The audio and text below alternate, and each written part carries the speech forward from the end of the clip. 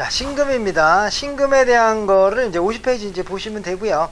기본적으로 이제 신금이라고 하는 것, 항상 제가 말씀드렸듯이 일주는 뭐가 중요하다면 항상 천간에 대한 부분이 먼저 중요하고, 이 천간에 대한 부분이 지지를 통해서 어떻게 발현이 되느냐, 어떻게 행동으로 나타나느냐를 보는 게 일주론이고, 또 그거 플러스 또 뭐 신살이라든가 아니면 뭐 그 공망이라든가, 그 다음에 무슨 12운성 뭐 여러 가지, 그리고 또 이제 말씀드렸듯이 축이면 소라고 하는 그 뜻도 포함이 되고, 이런 거를 보는데 항상 지장간도 훑어봐야 되지만 글자 그 자체도 훑어봐야 되는 성상들을 생각을 하셔야 돼요. 그러니까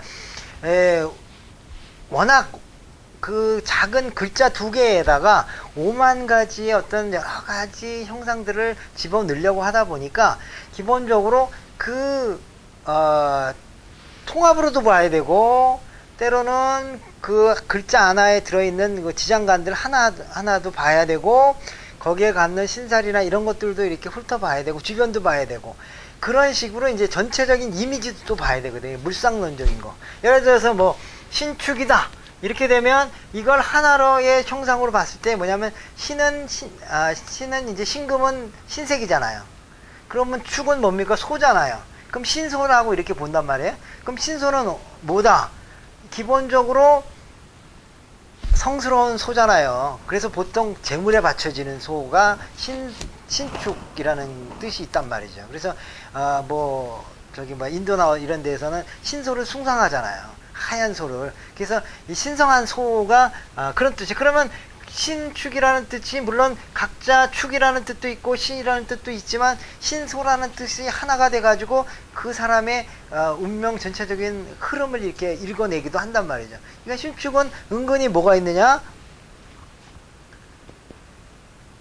편인도 있지만 신축이라고 하는 신소라고 하는 그 뜻 속에서 뭐냐면 약간 그 신앙심, 신비적인 뭐 이런 쪽의 요소가 강하다 이런 얘기예요. 그래서 신축 일주는 신심이 강해요. 마음에. 그러니까 나 자신을 희생할 수도 있다라는 식의 그런 생각도 갖고 있다 이런 얘기입니다. 그러니까 그런 식으로 이 글자들이 모여서 하나의 어떤 형상을 이루는 것도 봐야 되는데, 또 그런데다가 또 요게 예를 들어서 뭐 개신기다 이런 식으로 이제 됐을 때 요 요소가 저쪽으로 보면 편이라고 하는 요소, 그 다음에 신이라고 하는 요소가 뭡니까? 비견이라고 하는 요소, 이거는 이제 식신이라고 하는 요소가 이렇게 이제 요소들이 합쳐져서 또 어떤 의미를 나타내기도 한다. 이 사람의 성향을 나타내기도 한다 하니까, 그래서 상황에 따라서 때에 따라서 질문에 따라서 그것에 걸맞는 글자를 적용시켜서 거기에 대한 맞는 대답을 얘기해 줘야 되는 게 이러한 공부를 했을 때 풀이 방법이에요. 근데 우리 풀이 방법을 그냥 뭐 신축이 나오면 뭐 팔자가 드세고 뭐 어쩌고저쩌고 뭐 이런 얘기만 외우면은 여러분들이 그 상담할 때 들어오는 질문들을 구체적으로 하나하나 다 설명해 줄 수가 없습니다. 그리고 예상할 수가 없어요. 근데 이러한 것들을 자꾸 하다 보면 이제 어느 순간에 뭐가 되냐면요, 직관력이라는 게 생겨요. 직관력이. 그러니까 직관력이라고 해서 뭐 막 갑자기 그런 느낌이 왔어, 이게 직관력이 아니고, 이러한 과학적 근거에 대한 부분을 자꾸 파헤치다 보면 하나의 진실된 모습이 그대로 보인다. 직관이라는 건 그냥 있는 그대로 보인다는 게 직관이거든요. 그 보이는 심이 생기기 때문에 그걸 보고 된다 안 된다 이렇게까지 우리가 해석을 해주는 거지, 어느 글자에도 된다라는 글자는 없어요. 안 된다라는 글자도 없다 이런 얘기죠. 다만 이러이러한 정황을 보니 될 것이다 라는 뜻이지, 너는 교통사고 난다 안 난다 이거는 없어요. 다만 네가 하는 짓이 맨날 산만해, 맨날 뻑하면은 무단횡단해, 그러면 그 사람은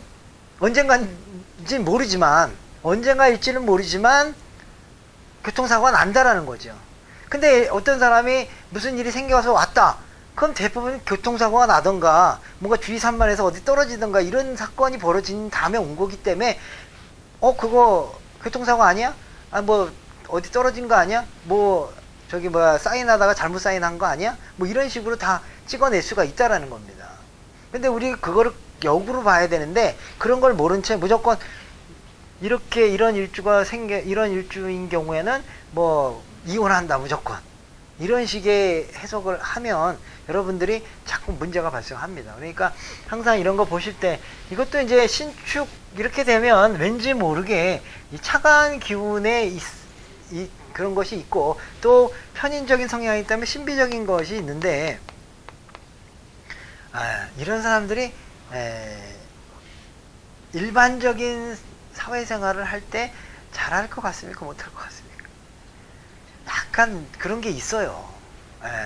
근데 그러니까 일반적이라는 건 우리가 누구나 다 아는 뭐 공장이 됐든 아니면 뭐 대기업이 됐든 이런 쪽에 말하는 거지만 그러나 이런 사람들은 결국 뭐냐면 특수한 쪽에 대한 부분을 가져야 된다 이런 거를 볼 수가 있는데 기본적으로 이 신이라고 하는 글자의 뜻을 잘 이제 우선 다시 한번 파악을 해보자는 얘기죠. 신이라고 하는 글자는 기본적으로 이제 이게 그 옛날로 말하면은 이렇게 그 저기 뭐야 촛대 있잖아요. 촛대 그 제사상에 올라가는 촛대의 어떤 형상, 이 촛대 이렇게 촛대의 형상을 이렇게 나타나기도 하고 또는 저게 이제 그 범인들이나 이렇게 죄진 사람들의 이마에다 문신을 옛날에 떴잖아요. 문신을 뜨는 이 도구이기도 하다 이렇게 이제 신자의 기원이 그래요. 그러다 보니까 이게 이제 기본적으로 고통이라든가 분리라고 하는 어떤 그러한 이제 의미가 들어가 있기도 하고 신자가 이게 매울 신자라고 하잖아요. 우리가 신라면 할 때 고통스러운 매울 신자 이렇게 그런 뜻이 있어요. 근데 그걸 잘 활용해 갖고 완전히 시트를 쳤잖아요. 신라면 매운 라면 완전히 신씨의 그런 것도 있지만 그러나 요것이 고통과 분리라고 하는 측면이 있어서 그리고 이제 냉혹함이 있어요. 차가움이 있다 이런 얘기죠. 좀 섬뜩하잖아요. 그리고 이제 신이 이제 뭘로 보냐면 이제 보석이라고 하는 것도 이제 많이 보죠. 그래서 우리가 상담해 줄 때 신금들이 오면은요 보석 얘기를 많이 합니다. 당신은 보석이다 이렇게 얘기해요. 왜 기분이 좋잖아. 당신은 형살의 냉혹한 무슨 뭐 도구다 뭐 이렇게 얘기하면 굉장히 기분 나쁘지만 당신은 보석입니다 이렇게 딱 얘기를 해주는 거죠. 이게 시작은 이렇게 되는 거죠. 근데 보석인데 보석이라고 하는 게 그만큼 예민한 거예요. 예민. 왜? 잘못하면 조금만 잘못하면 기스 날 수도 있고 조그만 기스에 따라서 가격이 수백만 원 수천만 원이 왔다 갔다 하잖아요. 그러니까 이걸 쉽게 다룰 수가 함부로 다룰 수가 없는 거지. 함부로 못 다루고 내가 보석인 것처럼 행동한단 말이죠. 행동을. 그 요걸 약간 비틀어서 얘기하면 우리가 이해하기 쉬운 게 뭐냐면 공주과다 이렇게 얘기를 하는 거죠. 공주과. 나는 공주야. 이런 얘기죠. 그럼 공주면 어떡합니까? 남들이 차에서 내릴 때 문 열어줘야 되고 옷을 입어도 그냥 일반적인 옷은 안 입을 거고 뭔가 좀 이렇게 부틴 안에 놓은 뭐 이런 걸 하는데 실질적으로 신금 일주들이요 약간 옷 같은 거 입을 때 그렇게 입습니다. 좀 깔끔해요. 그러니까 이제 어떤 사람들은 꼭 돈이 많고 적고를 떠나서 좀 깔끔하게 입고 좀 이렇게 눈에 띄게 입는 성향이 있습니다. 신금들이 그래요. 그래서 아주 차분한 건데 그건 왜 그러냐면 이 사람이 보석적 성향을 갖고 있기 때문에 그런 거지. 그래서 신금 일주들은 그런데 그만큼 뭐냐면 예민해서 보석은 누구나 다 갖고 싶어 하잖아요. 그렇기 때문에 누구나 다 보석은 갖고 싶어 하지만 보석의 입장에서 누구나 다 나를 손대면 싫다 이런 얘기죠. 그래서 신금 일주들은요 인기는 있습니다. 어디 가면 항상 사람들이 야 얘기하고 싶다.